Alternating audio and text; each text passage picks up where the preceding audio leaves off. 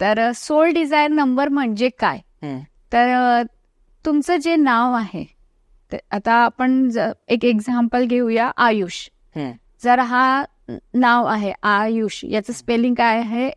AAYUSH. तर याच्यामध्ये vowel कोणकोणते आहे? सगळ्यात आधी ते सांगते की वॉवल कोणते असतात. तर AEIOU हे वॉवल्स असतात. तर याची जी व्हॅल्यूज आहेत, मी तुम्हाला रिक्वेस्ट करेल की तुम्ही ते दाखवा आपल्या स्क्रीनवर, की ए ची जी व्हॅल्यू आहे ती 1 आहे, आय ची पण 1 आहे. आता आयुष मध्ये काय आलंय? तर A देन यू. तर यू ची जी व्हॅल्यू आहे ती 6 आहे. तर आपण 1 + 1 + 6 केलं तर काय आले आहे? 8. तर असे 1 ते 9 नंबर पर्यंत ज्यांचे जे वेगवेगळे येतात त्याप्रमाणे त्यांनी ते फॉलो केलं. जसा 8 आलेला आहे, तर 8 म्हणजे पैसा म्हणजे हा नंबर सोल डिझायर नंबर जो आहे तो कोणाला खूप उपयोगी पडतो, की बऱ्याचदा असं होतं की लोकांना आपली बर्थ डेट करेक्ट माहिती नसते, बर्थ टाइम माहिती नसतं. तर मग अशा वेळेस काय, तर नेम. तर सोल डिझायर नंबर हा नेम न्यूमरोलॉजीचाच एक पार्ट आहे. तर तुम्ही त्याच्यात तुमच्या नावाचा, आता नाव कोणतं घ्यायचं ते पण एक आहे, की कोणी मला आता छोटू म्हणतं, कोणी म्हणते मला बबली म्हणते. तर तुमच्या डॉक्युमेंट्सवर जे नाव आहे प्रिफिक्स काढून घ्यायचे. मिस, मिसेस, डॉक्टर, इंजिनियर, वैद्य हे घ्यायचं नाही आहे. तुम्हाला तुमचं पूर्ण नाव घ्यायचं आहे. जसं मी सिंगल नाव म्हणाला तर नाव आणि सरनेम, याच्यामधले AEIOU तुम्हाला काढायचे आहेत. त्याच्यानंतर त्याची काय व्हॅल्यू येते ती बघायची आहे आणि मग त्याप्रमाणे आपण बघायचं आहे. जसं आता आपण त्यामध्ये 1 to 9 चे सोल डिझायर नंबर काय महत्व आहे ते मी तुम्हाला एक्सप्लेन करते. तर नंबर 1 जर तुमचं येत असेल, आता नंबर 1 तुम्ही म्हणाल एकच आहे, ते कसं येणार? तर 10 आलं आहे. 10 आलं म्हणजे 2 डिजिट जेव्हा पण येणार, प्रत्येक वेळेस मी सांगितलंय न्यूमरोलॉजीमध्ये 1 to 9च बघायचं. 10 आलं म्हणजे 1 + 0 तुम्ही केलं तर 1 येणार. बरोबर. तर ज्याचं 1 आहे तर त्याला कधी हॅपीनेस मिळेल? तर त्याला जेव्हा त्याची खूप तुम्ही लिडरशिप दिली आहे, ऍप्रिशिएट केलं असं लोकांना, त्यांना ऍप्रिसिएशन खूप आवडतं. तर कोणाच्या अंडरमध्ये काम करणं यांना आवडत नाही. जर त्यांचा सोल डिझायर नंबर हा 1 आहे एखाद्याचा आणि त्याला पिऊनचं काम केलं, तो कधीच हॅपी राहणार. अशा लोकांनी मी डायरेक्टली म्हणेल की असं काम बघा की जिथे तुमचं वर्चस्व आहे. जे पॉसिबल नसेल तर अशी गोष्ट बघा, तुम्ही स्वतःचं काहीतरी सुरू करा की जिथे तुम्ही स्वतःचे मालक आहात. तरच यांना हॅपीनेस मिळेल, अदरवाईज हॅपीनेस मिळणार नाही. म्हणजे पैसा यांना पाहिजे, यांना पैसा पण पाहिजे, यांना नेम पण पाहिजे, यांना फेम पण पाहिजे आणि बॉस ऍज अ किंग सारखे यांना राहणं खूप आवडतं. तर त्यामुळे मग 1 ज्याचा सोल डिझायर नंबर येत आहे त्यांनी हेच फॉलो करायला पाहिजे. तर त्यांना सक्सेस पण मिळेल. आणि मेन असतं बघा, लाईफमध्ये पैसा आहे सगळं, पण हॅपीनेस नसला तर हा सोल डिझायर नंबर तुम्हाला हॅपीनेस देतो. तसंच 2 आलं आहे फॉर एक्झाम्पल. तर 2 नंबरवाल्याचं कसं असतं की जिथे खूप वर्क प्रेशर आहे तिथे काम करू शकत नाही. करू शकत नाही. यांना पीस पाहिजे, शांतता पाहिजे, की जिथे शांततेत काम होत आहे. 2 जणांचं भांडण करणार म्हणजे हा मिडल मध्ये जाणार किंवा ही जाणार आणि सॉल्व्ह करणार. They are very good listener. Healing खूप छान करतात. तर आता बघा, ह्या सोल डिझायर नंबरचा तुम्ही असा पण यूज करू शकतात की जितके हिलर पॉइंट्स आहेत किंवा ज्यांचा कोणी वैद्य आहेत, नॅचरोपॅथी क्लिनिक आहेत, तर त्यांनी त्यांचं नाव असं ठेवा की ज्याचं सोल डिझायर नंबर 2 येईल. अच्छा. हिलर आहेतच, तोच नंबर त्यांनी घेतला आहे, तर त्यांना त्याचा फायदा होईल. कारण पीसफुल असतात हे, पैसाच्या मागे धावत म्हणजे ऐकून घेतात, लिस्नर आहेत, खूप छान लिस्नर असतात हे. तर त्यामुळे की जर कोणाचा 2 नंबर असेल सोल डिझायर नंबर, त्यांनी बघायचं आहे आणि खरंच ते तसे आहेत की नाही ते पण आम्हाला म्हणा, चेक करा, कमेंट मध्ये नक्कीच करा. त्याच्या पुढे 3 आलेलं आहे.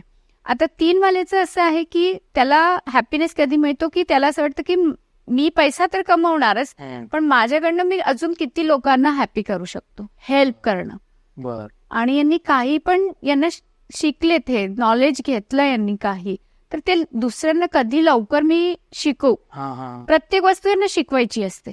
की मी याला हे सांगतो, मी त्याला. बऱ्याचदा आपण बघितलं असेल की आपल्या ग्रुपमध्ये एक असा कोणतरी असतो की जो आपल्याला टिप्स देत असतो, अरे तू असं कर, अरे तू तसं कर. तर बघायचं की त्याचा सोल डिझायर नंबर 3 आहे.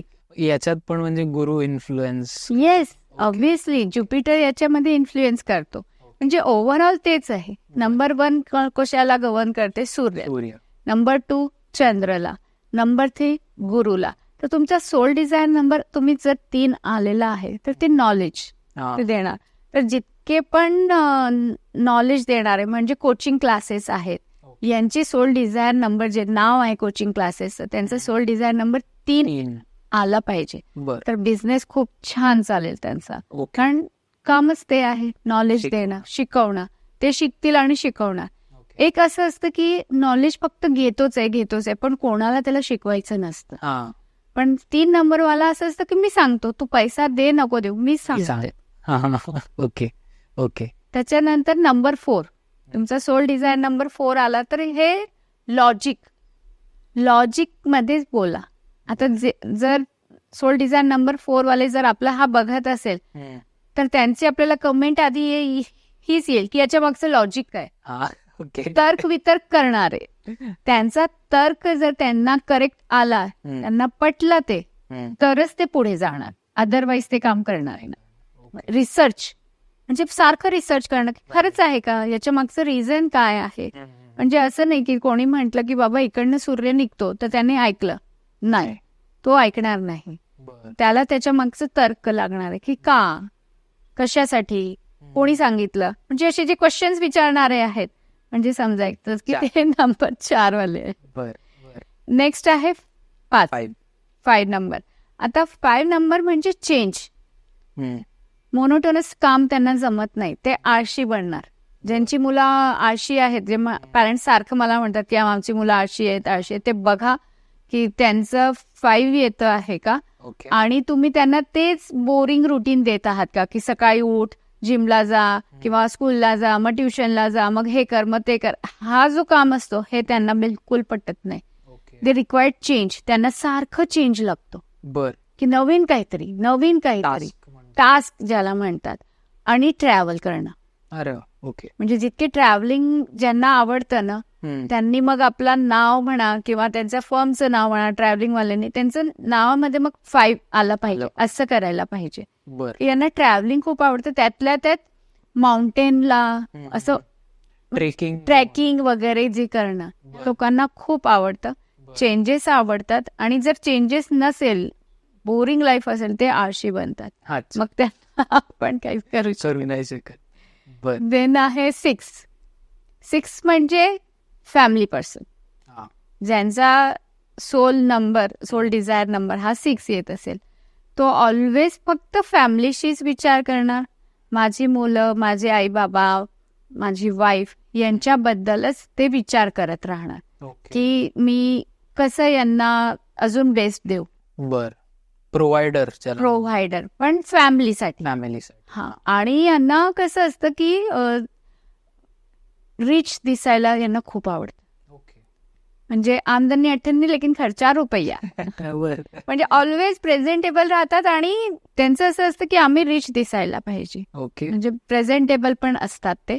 आणि सोल नंबरवाले ज्यांचं 6 आहे त्यांचं तर तुम्ही बघाल, ते ऑलवेज आपल्या मुलाबाळांबद्दलच विचार करणार की माझ्या मुलासाठी हे घेते, माझ्या आईसाठी हे घेतो, व्हॉट एव्हर जे काही आहे. फॅमिली मॅन असतात. नंबर 7 खूप स्पिरिच्युअल कडे जाणार ते.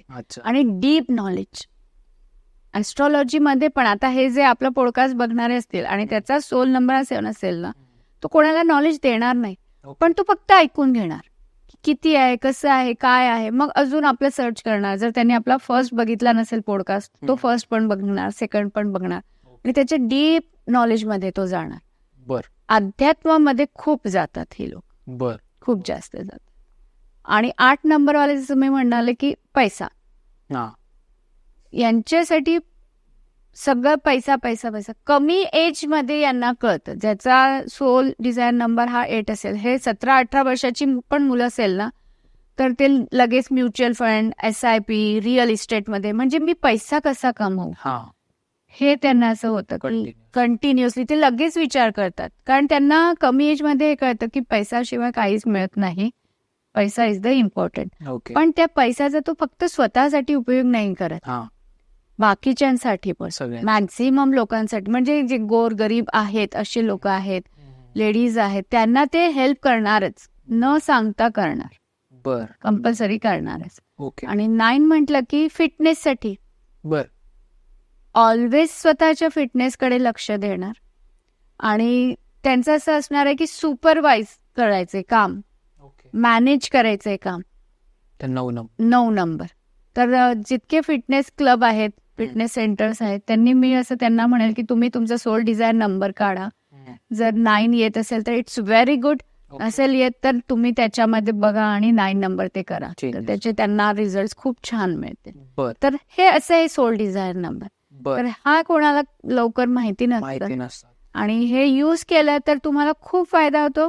त्याचा फायदा एक तर तुम्हाला हॅपीनेस मिळतो. जर तुम्ही तुमच्या सोल डिझायर नंबर प्रमाणे काम करणार आहात तर तुम्हाला हॅपीनेस मिळतो, हेल्थ, वेल्थ हे पण मिळतच.